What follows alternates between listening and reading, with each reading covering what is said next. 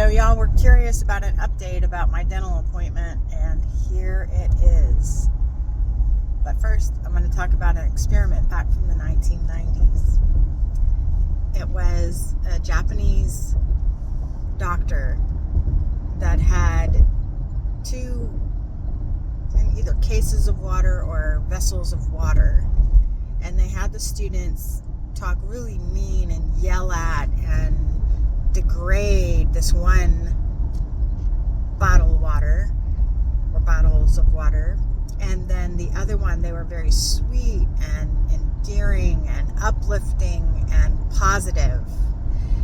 And then they froze the water that was yelled at and demoralized was all jaggedy, and the crystals were ugly and coarse, and the crystals of the water that was frozen, that was in the positive side and loved and cherished, were beautiful shapes and prisms and just beautiful crystals.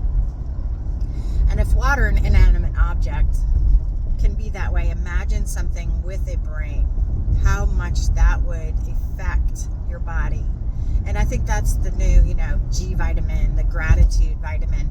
I think that's along the same vein. So not only talking positive, but also being thankful yourself from the inside, that it changes your chemistry. It does change. So be nice to yourself and be positive. And so I had my teeth extracted, and it was so much fun. I'm still having trouble chewing. I've added dairy back in because it's something that has high protein that I can kind of not chew a whole bunch. I'm not doing steak or hamburger patties or anything right now because it's just too much work. It takes forever, and I don't feel like I chewed it enough. So this morning I had half a pound of pork, ground pork, that I got at Aldi, a half of a tube of goat cheese, which I got at Aldi, and 2 eggs, which I got from a local farmer.